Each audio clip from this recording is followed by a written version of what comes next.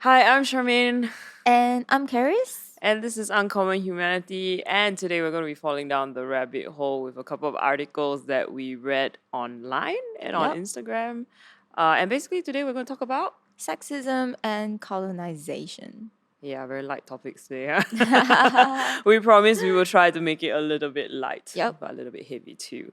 So, anyway, right, so last week, I think, is when I came across the articles and got a little bit pissed off. Oh, Okay, so basically, right, Bloomberg published a report yeah. based off a survey that was done. Let me make sure I get this right. It's called the Reykjavik Index for Leadership. Okay, and basically they study perceptions about women leaders is one of Yes. the major things they do. And so the title of the article in Bloomberg came out, and it was "Young People Are Less Comfortable with Women Leaders Oh my gosh. than Boomers, and then with Gen X and I guess whatever previous generations." Yeah. Um, yeah, and I was very shocked. I was very shocked as well. Yeah. So the anyway, right? So they interviewed 14,000 respondents, and now let's just caveat this: it was among the G7 countries. So Yes. the G7 countries, if you don't know, are UK, Canada, US, Italy, France, Germany. So all European. Yeah, and Japan. Um, yeah, and the last one is Japan. Okay, and Chenzi, you want to tell everybody what the results were in the UK and Japan? Yeah, so the first on the list is UK, and the stats was 69% was very comfortable with a female head of government, as compared to the last one on the list, which is Japan, which is only Of the 38% of the population. population of people are very comfortable with a female head of government. I know. Asian problem. Slightly Yeah, an Asian problem. Where do you think Singapore lands on that? probably 50-50. Like in the middle of those countries? Yeah, or maybe Yeah, closer to Japan. Karis is kind of optimistic. I'm Yep. not so sure. Like sometimes I feel Singaporeans are patriarchal at heart, Oh, but I feel like millennials and Gen Z just won't admit it. PC, do you think Singapore are more like, I don't know, polarized? It depends, right? I don't know. I was just really stunned by this thing because I just assume young people would be more forward thinking and more feminist than previous generations were, but apparently not the case. Yeah. Yeah. So another thing this report reported, right? So both sexes, both sexes being equally suited to top positions. Okay, only 72% of 18 to 34-year-olds across the 7 countries agreed, Yep. whereas 76% of 55 to 65-year-olds believe that both sexes are equally suited to top positions. Wow. At first, there was some confusion today, right? We panicked Yeah. for a moment because of the way Bloomberg wrote the report and showed the graph. We thought that women were less Yeah. progressive than men. Yeah. But no, we checked the actual report, and Yes. actually it's young men are significantly less progressive in their views than young women. Yeah. So, Karis, what bothers you? I'm really shocked and disappointed that the younger people are less receptive with women being in leadership or equality between men and women. Given that they have access to like materials and Instagram. everything online, knowing the issues at hand, I'm just disappointed that they are not that open. Yeah, I'm more concerned with like the younger youth as well. Like how I would expect that they would have a better chance at leading and being, more forefront on the leadership because they're Yeah, younger. so like if you don't know too and you're tuning in, right? I'm the lead pastor of the Evolution. Karis is the youth pastor of the Evolution, and our whole church generally the demographic is millennials, Gen Z, and younger. So this really bothers us, and our Yeah. church is like, okay, so youth pastor female, lead pastor female. So I'm really asking myself, what does this mean for our future as leaders and our effectiveness as leaders as well? Yeah. Like it really, really does concern me. Okay. And I think when the article first came out, right, one of the things that I was like so upset about is like, wow, this feels like we're just constantly kicking against the tide with this thing. Yeah. You would think that the issue would have moved forward by leaps and bounds in the past 5 years, 6 years, like that Me Too and all the eco rights stuff is coming out. You would think, but no. Oh my. But I guess it's not surprising, right? Yeah, I guess. Like, because I think with every issue right now that's out there, polarization means that there is, on one hand, a lot of progressive language around the issue. And then on the other hand, there's a lot of pushback. Yeah. And then on the other hand, there's this whole lot of people in between that know the language of equality, but may not necessarily subscribe to it or be doing something about it in their everyday lives. So we've really worked at this pretty hard, as I said Yeah. earlier, for the past 5 years in the evolution. So we've had deliberate conversations around the topic. So for example, when Me Too first came out, one of the things we did in our church was we had a session where all the boys, we had to sit in a circle and the girls were talking and the guys had to listen to what the girls had to say about their experiences of being discriminated against or sexually harassed. And that was a really quite an amazing starting point, I think, because from then on, I feel like the guys started to be very aware that this is a real thing. It's not just a minor issue. It's a thing that most girls experience or know Yeah. of someone who has experienced that.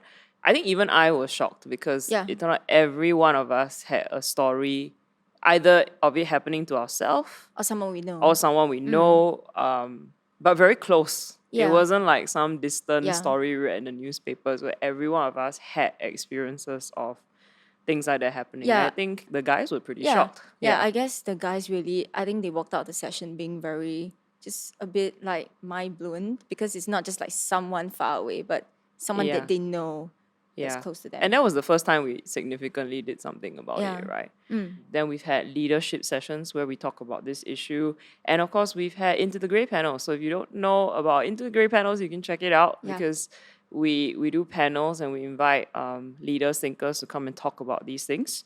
And so we did a really great one last year. Was it last year? Yeah, probably. Yeah, that's right. Into the Grey started last year.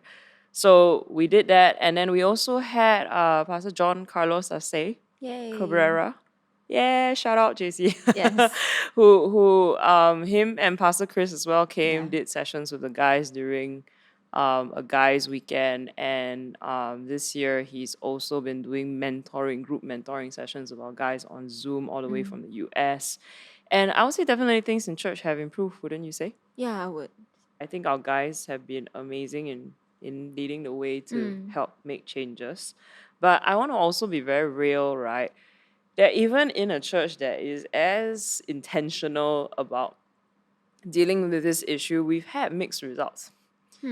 Yeah, we really have had mixed results. We've had people really move on the issue, but then we've also had a situation where you realize how deeply rooted patriarchy is in Asian culture. Yeah. You realize how hard it is to help someone become aware of something they're not aware of. Yeah. And then to be able to move them to start being proactively anti-sexist and feminist is really challenging It is. in real life. It's And it just takes a really, very long time, I've It got to say. It's not just does. one conversations, but it's over and over and over, and over Yeah. again. And then, getting guy leaders to go in Yeah, and you say, really need like communities, not just sitting there listening to a session where you need friends, you need people around you too. Yeah. So I wanna just really come out here and say very carefully, because sometimes when you have a female leader on top of a church, a female youth pastor, then people start to think, oh, we're really dragon women. We're like, and then we're like, don't open the door for us, or like, and stuff. No, I'm still like, sometimes when I'm carrying heavy things, I'm Please like, guys, open the please door." open the door for me. Like it's a very frustrating perception, because the moment you start to go, we want men to be more self-aware, people assume that we are dangerous women or overly strong women. I think that's partly Asian. I also think it's very rooted in the church. Yeah. Yeah, so it's something that I think you have to consciously undo, and you have to consciously have conversations around that, those like conclusions that you jump to very quickly lah. Yeah. Yeah. Yes, why? No, I was just thinking like it takes a lot of effort to do that, to be even aware of it. Yeah, it's true. So let's ask you a question, right? How has this shown up with, I don't know, some of the youth that you work with? Never mind millennials lah. Never mind young adults, but how does it show up sometimes with youth with regards to the boys? I think one of it very obvious is when, let's say, a female leader going in to give an instruction about something versus a male, like a guy leader going in to give the exact same instruction. And then they have a different response to a girl and versus a guy. I mean, that's the really obvious one where a female leader finds the need to have to rehash the instruction that they're given and they don't take it like promptly. And then after that, they have to give up and say, okay, guy leader, can you can you please go in to tell them what it needs to be done. And then another one would be like maybe, let's say, with some of the younger guys to be very okay with, maybe we are going for a dinner or we're going for an outing, for example, and then for them to be very okay with a girl settling all the problems, or to be the one, or to see the girls just going ahead to pay the bills, yeah, to settle pay the the bills, admin. settle the admin, and then they just like sit back and go, I'm just gonna sit here. Yeah, and sometimes like what like we've always said, it's not a conscious thing, a conscious malicious thing, but it's a pattern of behavior that sometimes is picked up at home, right? Yeah. Because at home, most of them, mom settles everything, and then for girls, usually even in my home, I would say like my mom will, if there's dishes to be settled or things to be done, she'll call my name, she'll call my sister-in-law, but she won't call my dad and my brother. And my mom is like, I mean, like, you want to say, I'm very proud. She's Dragon Lady. She's like Tiger Mom. She's like very successful director. And even at home, like there is this pattern that we fall into. And I find that it really does become a part of church culture as well lah. Yeah, I would say probably most churches that I've been to, majority of the staff are women. Like literally majority of the staff are women, especially when it comes to administration and stuff like that. So I feel like it's a constant problem lah. Yeah, it's like an added problem whereby the guys don't feel that there's anything wrong. And not just that, but the girls don't feel that there's anything wrong. Yeah, no, the girls reinforce it as well, right? Because it's not just boys who have a problem receiving instructions from girl leaders. I feel girls also have a problem sometimes receiving instructions from girls leaders. Like they listen to a guy leader more than they listen to a woman leader. Less in comparison, but still it's a problem. Yeah, very, very much so.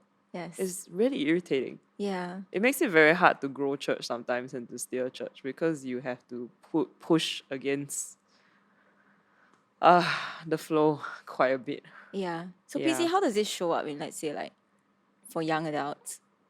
I would say it shows up more pronounced, especially if they didn't grow up in our church. Because when they grow up in our church, right, they're under constant mentoring and the guys are going constantly. But then if they didn't grow up in church, or worse if they grew up in another church that and most churches, I think in Singapore, hold a very complementarian view of genders, which has been popularized by John Piper And what does that MacArthur.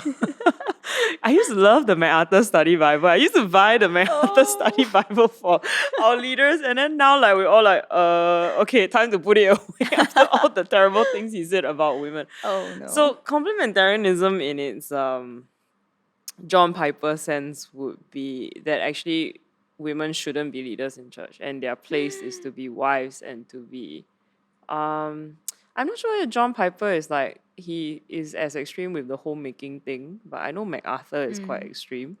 When I was younger, I had a pastor tell me women's brains were not designed by God to exegete the Bible. And so we're not supposed to preach and be leaders. We can't do it, or we're too emotional to do it. No. Which is really funny because actually I think I'm quite emotionless now. But yeah, so basically I think it tends to show up that way. And so a lot of times if a guy has come from a different church, sometimes we end up having to have a sit down and I have to explain why it's okay for women to be leaders in church, which is basically explaining my existence as a Oh my. Yeah, I don't really spend a lot. I think I only spend time on that now if I see like the person really wants to learn and they grew up a certain way. You can't really blame them for holding a certain view, Yeah. but they're actually open. But some people don't come in to have that conversation. Some people are just there to prove you shouldn't exist. So then in those cases, it's really a waste of time lah. Yeah, but I think the 80% of the time in church, the problem is just really patterns of patriarchy. So they listen to you less, they filter what you say as a suggestion rather than instruction. No matter how good of a preacher you are, somehow you are not as good as a guy preacher who has less content and less ability. And less structure. Yeah. So I think that's really how it shows up. So that's why in our church we try very hard now to have a 50-50 Yeah. gender equality policy about leadership, which means we try to make sure that all genders are represented.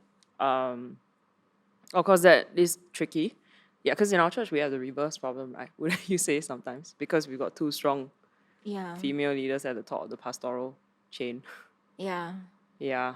It's a reverse thing whereby maybe for the girls they see. Yeah, because they see us, right? Yeah. They rise up pretty fast. Yeah, but for the boys maybe they. Then, like, let me qualify. We have very good Yeah. men in our church, but it is hard. I understand when they cannot see an example of how to live life on a daily basis. Like, I think Pastor JC and Pastor Chris have really helped to move that along this past year, but it is challenging when they can't see a male leader standing on stage. Yeah. And a male leader demonstrating 9 to 5 what it looks like to be a productive guy and a take responsibility guy and a take care of people guy. But I would say the interesting thing is our guy leaders are quite pastoral. Yeah. Very more pastoral. more pastoral than the girls. Actually. Yeah, so I think for us it's almost like it's been for us lah. I'm not saying the broader population, but for us, I feel like we quite break gender stereotypes Yeah, in this church. interestingly. Yeah. I don't really enjoy pastoral work. Yeah, but I enjoy raising leaders yes, but we have guys who are really who really pastoral. enjoy counseling, Yes. visiting, Listening to talking. talk, patient. Do you like? Well, I would say I'm on the spectrum of not exactly. Yeah, not exactly. Me neither. So it is quite interesting lah. Yeah, on the other hand, with girls, they are really great at hands-on, technical, BM. So it's my belief that a lot of these perceptions, right, are really more cultural than they are nature.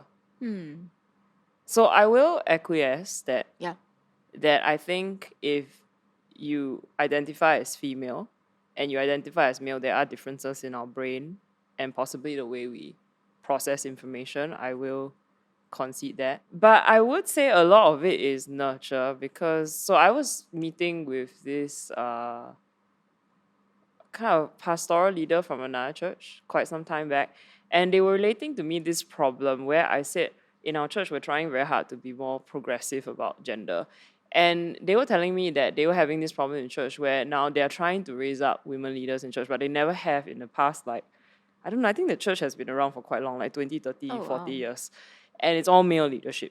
Oh. And they said, we've been trying to raise up female leaders, but very hard.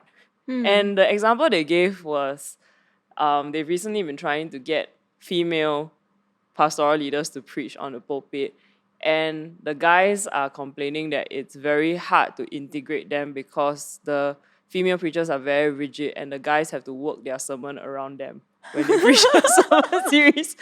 And so, and this was a woman talking to me and telling me like, yeah, women are very rigid. I think we're not good at certain things. And I was like, and immediately I went, but that's not because women can't preach. Because our church is literally the reverse. Yes. Like, we've had to really, really work at helping the guys to rise up. Again, they're very good. Yes. Yeah, but and so I was like, no, that's not a problem with women can't preach. It's a problem if they've never preached before. And they've never had the opportunity to see another woman make it happen or other women work together to create a sermon series.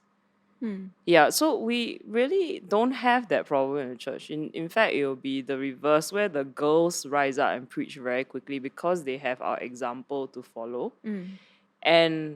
And the guys need a little bit more help. Not because they're not competent, but again, because they haven't seen it done.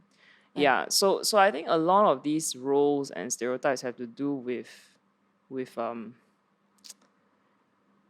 systems that are pre-existing, and not so much that there are certain roles that Yeah. women are made for and men are made for. I mean, of course, yeah lah, men can't give birth. Yeah.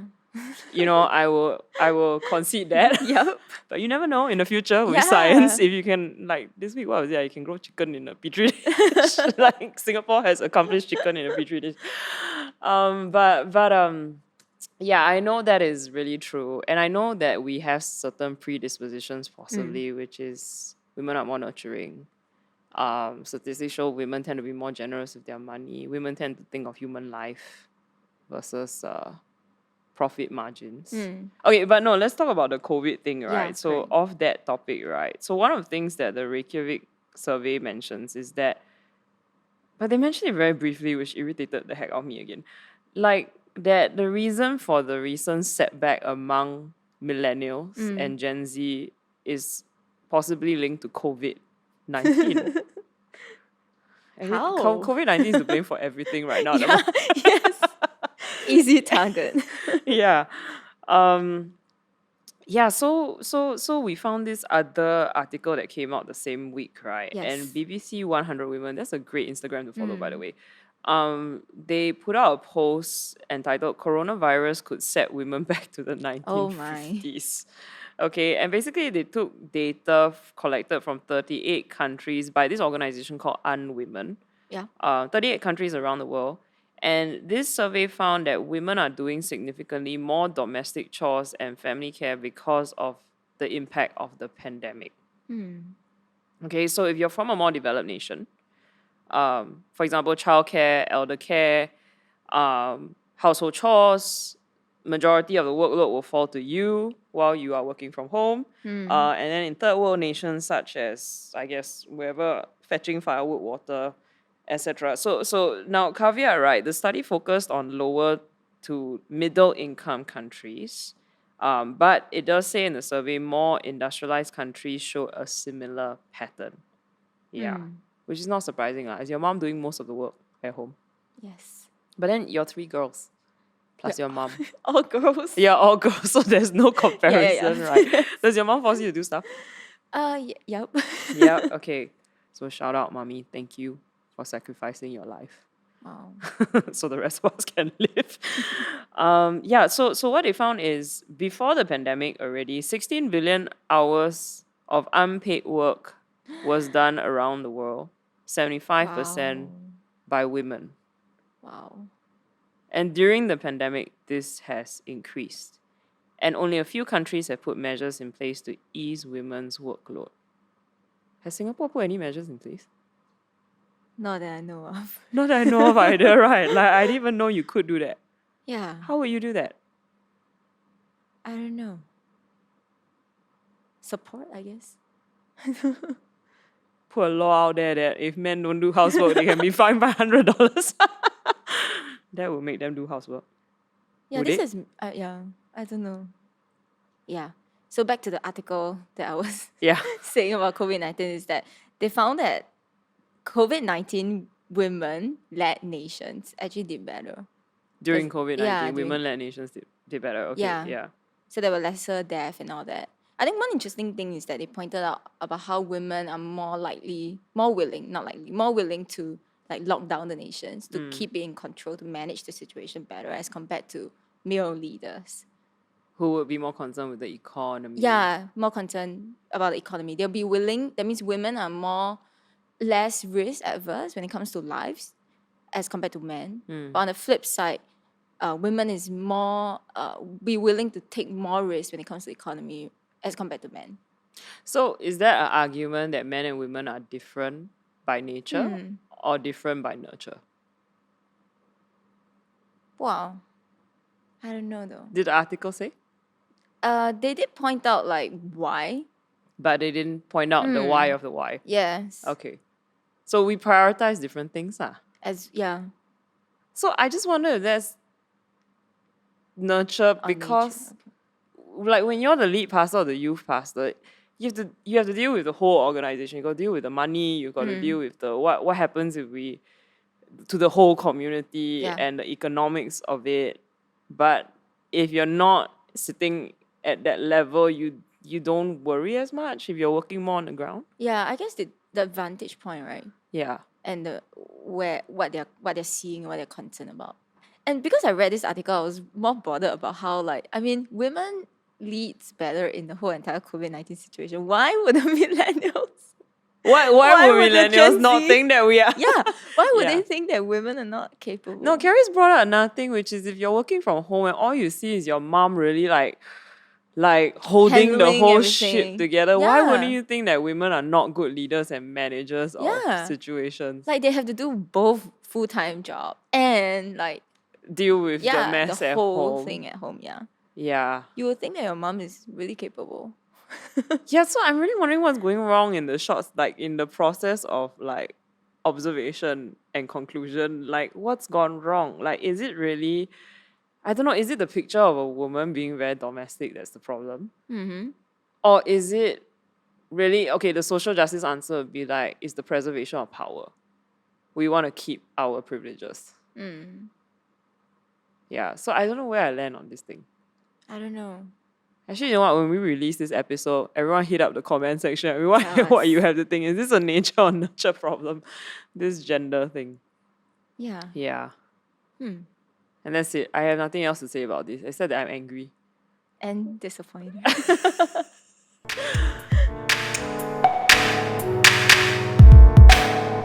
Okay, so the next thing we want to talk about. Yes.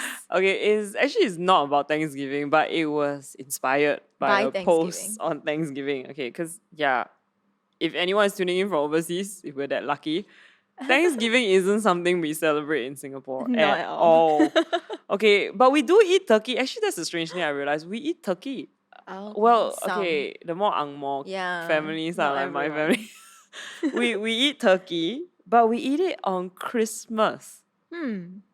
So people in the US, do you eat turkey at Christmas or Thanksgiving? Thanksgiving, and then do you eat it Thanksgiving. again during Christmas? What do you eat during Christmas if you don't eat turkey? Log cake. Okay. Yeah. Okay, log cake. Okay, so anyway, right, I came across this Instagram post on Thanksgiving Day, and it was basically a social justice post about Thanksgiving, about demythicizing Yeah. the US version of Thanksgiving, which is this like the idea, well, to simplify it, right, because this is a local podcast. Like in America, the predominant reason people celebrate Thanksgiving is this whole idea that it's the day the Native Americans in the land met the settlers and they had a good time together and they partied and They were friends. they were friends. But if you look at this Instagram post, and we'll put the link up or something, Yeah. that's not what happened. In fact, later on, well, the story is different first and foremost, but Yeah. then later on, really, or even until today, right, the Native American populations have really been oppressed. There's been a history of terrible genocide in America's history that has not been acknowledged for a very, very long time. Okay, and so it got me thinking about this idea of colonization. Okay, the colonization of culture, the colonization. Well, we're going to joke around now. That started very heavy, but we're going to joke around a little bit about Christmas today, right? The colonization of Christmas, the secularization of it, and like just how narratives kind of get twisted by not just advertising, but by people in power, etc. And yeah, because it's been quite a topic this year, right? Yeah. With the tearing down of monuments and stuff. So I just thought, okay, let's just take it to a fun turn a little bit Yeah. because we just did a very heavy topic and now we're going heavy again. But let's just talk about Christmas, okay? Because Yes. we have a church full of people who don't even know what Christmas is about because they're all new Christians. You know, sometimes it's very funny, like they don't even know what Easter is until we do yeah. Easter. Yeah, so that's a very interesting problem that we have in our church because they're all first gen. So when was the original date of Christmas? Okay, Chanzi, you want to read out some of the answers from Google that we found?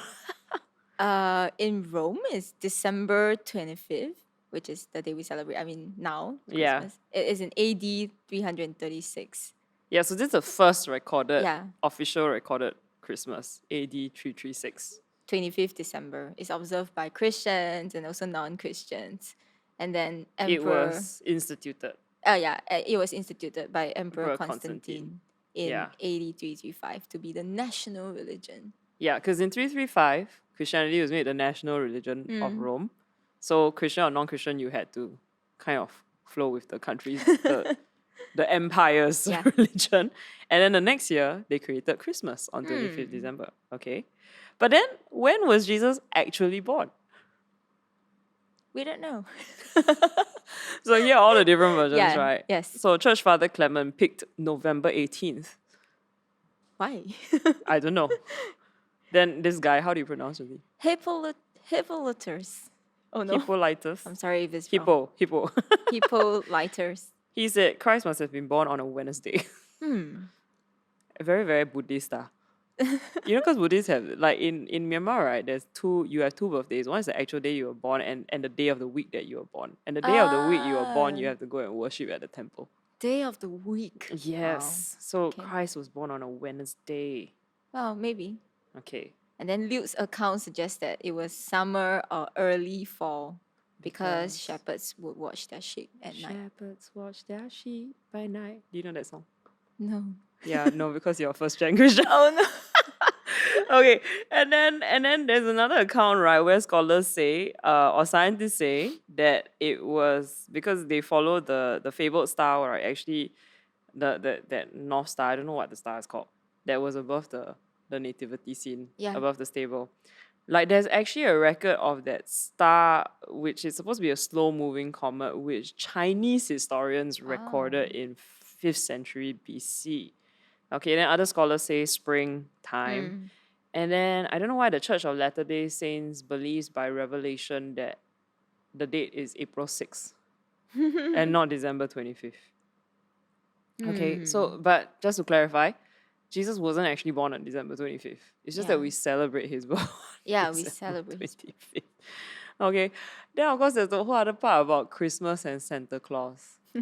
I personally like Santa Claus when I was growing up. Did your parents talk about Santa Claus? Because you grew up in a very, very Chinese home. Yeah, no. 0. No. Not that I remember. What did y'all do during Christmas? Nothing. Nothing at all. It was just like a celebration that other people celebrated. Yeah. But because we were young, when we were younger, we go to a church with our like neighbors. So we celebrate with them, but not with our family. So at church service. But no Christmas tree, no Christmas presents. No. Wow. I grew up Ang Mo Piang lah. So as far as I can remember, when I was young, we had a Christmas tree. Like, it's just always, and then it was a big deal in my family. Like, we always gave presents. Like, it was a big thing. Like, all the big presents came during Christmas, like bicycle, that kind of thing. So I remember one year, right, I figured out that Santa Claus wasn't real. But then I still went, right, I remember deliberately, I think I was like 5 or 6, and then I wrote a letter, "Dear Santa, I would like a horse or a little pony for Christmas." And then I wrote the letter, put it in an envelope, and then I mailed it To Santa? To my parents. Yeah, so that's my memories of Christmas lah. Then later on, right, I had to admit I got a little bit disturbed when I realized that it was like Santa Claus is based on the Saint Nick's myth. And then there's a lot of, you Google, right, there's a lot of like Saint Nick's was a pedophile who climbed into windows. I don't know if it's true or not. You go and Google and check. Like, yeah, it could be fake news. Yeah, but anyway, right, so back to the Thanksgiving thing and Christmas thing. So it got me thinking, because of this year, there's been so much turbulent stuff over racism. And both in the UK and the US, there's been the tearing down of monuments. And we're dealing with a lot of problematic history and stories. Yeah, actually, there was a really beautiful picture, which again, we'll post or we'll cut into this video, where Nat Geo today, I think, actually released a picture of this monument of the defaced statue of Robert E. Lee, who was a Confederate general in Alabama, if I'm not wrong. And it's been mass graffitied. But what they also did was they projected an image of George Floyd onto the monument base. So you've got the general on a horse and he's sitting there, and George Floyd's face is at the base of it, and he's kind of trampling on George Floyd. It's really quite a powerful image. Yeah. But it got me thinking, right, how we tell stories and what kind of effect those stories have on our lives. And then now that it's all being unraveled, how do we go about unraveling, decolonizing all those stories and histories? And how do we still, I don't know, keep some of the lessons that we've learned from those things? We talked about this in BI class, which is Bible interpretation class, whereby we were just studying the Bible and also studying the lives of like the heroes in the Bible. I mean, Abraham being one of them, David being the other one of them, and how Abraham is supposedly the father of faith in the Bible, and so there's that part of it where he was a man of faith in God's eyes. But then there's this whole part of his life whereby he gave up his wife to other men, to another king, not just once, but twice. And still, in God's eyes, he's a man of faith. Yeah. And then, whereas in today's day and age, right? Oh man, he'll be a dead man. yeah, Yeah. given what he has done. Yeah. Okay. And then David. And then David was, in the Bible, he's supposedly the man after God's heart. I mean, the greatest worshipper and the king of Israel. But then he had an adultery with another woman and murdered the husband of the woman and covered it up. And then covered it up. And so it's problematic. Yeah. So it is interesting, right? Because I find, especially Christians, right, we have a tendency to cover up. We tend to have a tendency to over romanticize our heroes. Like, even if we acknowledge that, oh, Abraham did this, which he gave up his wife, or David was an adulterer, we gloss over, but then he was a man of faith. And we don't really acknowledge or sit in the fact that it is this problematic. Yeah. Because, again, also, I think 4 or 5 years ago, we did a series in church we called the Hero series, and we decided to take like heroes from World War II, heroes, young heroes. I remember we did one youth series, and then heroes from social justice. Yeah. And use that to draw out some principles in the Bible. But I think when I studied into that series, I think what was very jarring for me was, for example, Winston Churchill was one of the first guys we did, and he's a World War II hero, led the charge against the Nazis, turned the war around, and there's even a crazy, amazing spiritual story where he called the whole nation to prayer, and the whole nation prayed, and there was a breakthrough. And it's so wonderful, that side of the story. But then when you really go read the history, the other thing that shocked me was that in the process of winning the war, he also caused 6 million Indians to starve. Because basically what they did was they took all the resources from their colonies and they prioritized England. Their own people. And so 6 million people went hungry, and some estimates say it caused the death of nearly 2 million people. So again, fact check that. It's been a while since I preached that series. But like heroes can be so problematic. They're not without flaws, and sometimes really serious flaws, because Churchill was also known to be extremely racist and regarded the colonies as uncivilized savages. And so which beckons the question this year with all the tearing down monuments, right? How do we deal with all these problematic narratives? Is tearing down monuments, chucking them in the Thames River, which is what happened in the UK, the way to go? Yeah. What do you think?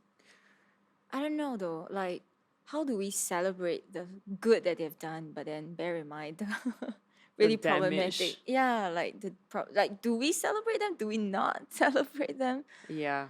I guess it has to be put in I mean, the truth has to be to be told, right? Yeah. Like, so one of the things that, I don't know why we talked about this in leader session. I was like, I'd say one of the things that I think they should do is rather than only tear down monuments, Or burn down the monuments. or burn down monuments, is to reclaim them or put them all in a museum and tell the truth of what really happened. But I do think there are probably some narratives that are more problematic than others. Yeah. I would say, like some of the Confederate narratives are highly, highly problematic because there's nothing really redeeming about them except that they enslaved people and they built the country on the backs of slaves.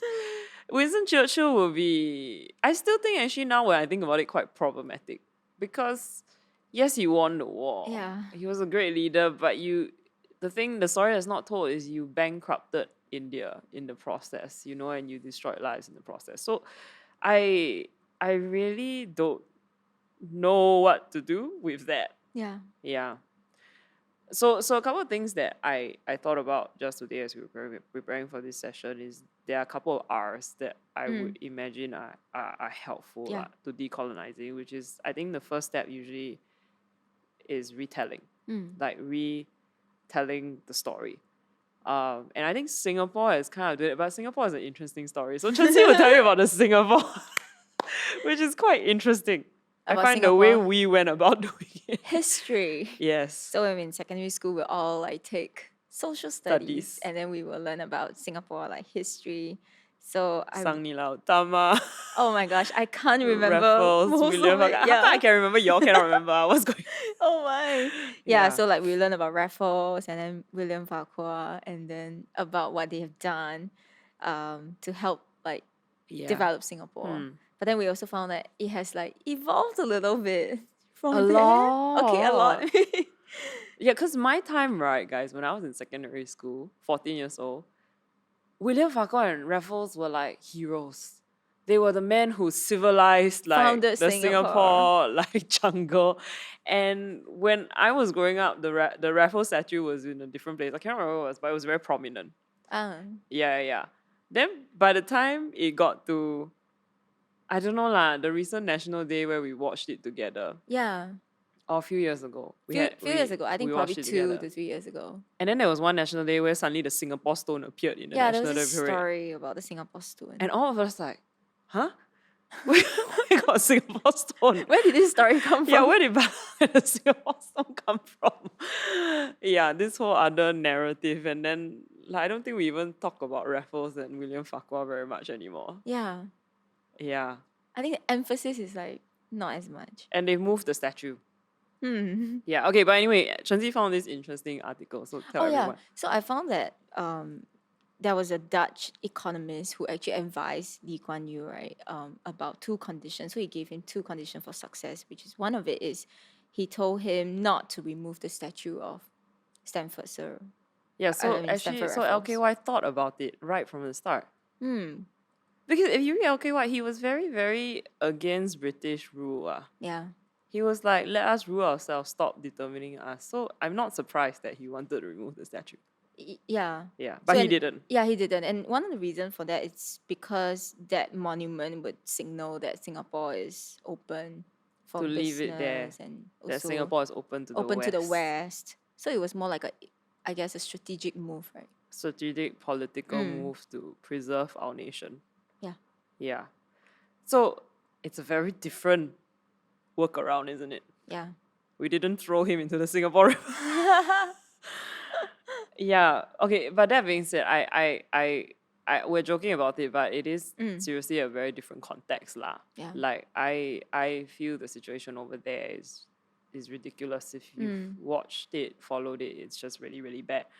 But it is an interesting way that we went out retelling the narrative in a less confrontational way for our benefit. But like what I said just now, I'm really conflicted about this. Because it's the smart political strategic move. Yeah. But it's not exactly the most romantic social justice move in the world. Yeah. Yeah. So I think that will lead to another question, like next time when we talk about like confrontation versus building bridges. I really have no idea where I land on Oh. that still. Yeah. So first thing, retelling. Yeah. But the other issue that's come up is restitution or reparations or another one, rehabilitation. Yeah. That stories are not enough to change. You know, stories need to change not just the narrative or the history, but the actual way we live our lives. And I think that's probably where people clash the most, because when you change the story, you force them to have to confront that they need to change the way they've lived their lives. You need to acknowledge that, I don't know, you got here on the coattails of somebody else's back. Yeah. So I think that's where most of the fight happens, because that's the real confrontation with loss of power. Yeah, or this is where it stops actually. Yeah. People just want to hear all the nice story. Oh yeah, we acknowledge Thanksgiving, then they want to go back to their normal life. Yeah. But when it comes to change, it's like, okay, I'll think about it. Yeah. I'm not so sure. Yeah, then I guess the other road that we will probably discuss in another podcast is the retributive road. And usually that's in contrast to restitution or rehabilitation, is like just shout and scream and kill the people who oppressed you and oppress them as badly as they oppressed you. Now, I will say, let me again qualify, I don't think that is what's happening. I think a lot of people are uncomfortable with the calling out right now and the cancel culture because they think it's too retributive. But I think sometimes it needs to be said. Otherwise, no one ever confronts how serious the matter is. I'm about to digress. I can feel the anger welling up. Okay, anyway. Yeah. So back to Christmas. Let's end this on a Yes. positive note. Yeah, no, I don't feel oppressed by Christmas, do you? No. Because I think there's a part of capitalist Christmas that I enjoy and my family enjoys. Yeah, you know, so but again, I do think some co-opting and colonization of some narratives and histories do less damage. And I think Christmas, at the moment, what little I've read, it's done less damage. Maybe it did more damage to cultures back in Constantine's time, when non-Christians were forced to celebrate Christmas, even though it was not their culture and their religion. Yeah, so context, present time, I think sometimes they're not equal. But maybe we can end with this today. I think Christmas is a time to remember people. Yes. That not everyone shares the same story. And so I do think in Singapore, especially our first world nations, Christmas gets a lot more resources and celebration and advertising than other religions and celebrations do sometimes. Because it is very capitalist, actually. Christmas is more capitalist than it is Christ at this point. Yes. Like, I don't see Jesus. I don't see Jesus in the shopping centers anymore. No. Maybe last time, not anymore. Yeah. I also think it's a good time to remember not everyone in our lives, our friends and family, will experience Christmas the same way, especially right now. COVID could be a very lonely time to experience Christmas. Maybe even some first generation Christians in church who don't have Christian families, it might be a lonely time. I don't know lah. Yeah. And I think also, whatever the case, whatever we celebrate in life, whatever narrative, whatever story, whoever is our hero, it shouldn't come at the expense of oppressing other people. Definitely. Yeah. So anyway, let's end with some quick questions. Yes. What are you doing this Christmas? I am going to. Oh yeah, you're gonna be preaching. Yeah. You're gonna be preaching in church. Yeah, I'm gonna spend time with friends and new friends. And new friends. Yeah, Hopefully new friends. this year. We can't tell right now with COVID.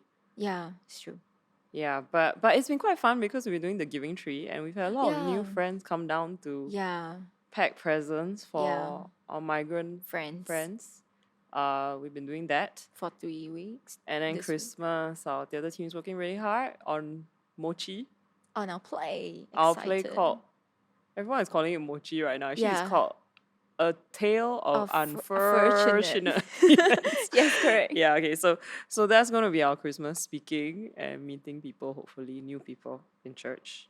What are you buying this Christmas? For other people? Yeah. I think for new friends, we're gonna do something like a little gifts for Uh-huh. new friends, a way to like just love and have to enjoy company with them.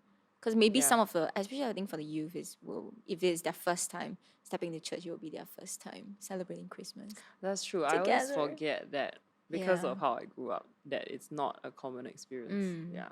Back at home, yeah. Like I'm trying very hard to go more green, but I haven't hit there yet. So this year I bought plants for my family, and then I also trying to like buy like from small businesses, and then hopefully we start to cycle our family out of like pointless gifts and do Oh something wow. better. I don't know lah. Yeah, there's a lot of push right recently. Like everyone's saying, hey, don't buy a gift, don't wrap a present, like make a donation to an organization. So I yeah. feel like that's a really good way to go. Mm. Yeah. But anyway, however you're celebrating Christmas, give us a shout out and Yep. yeah, I don't know. We'll see you back in 2021. Yay.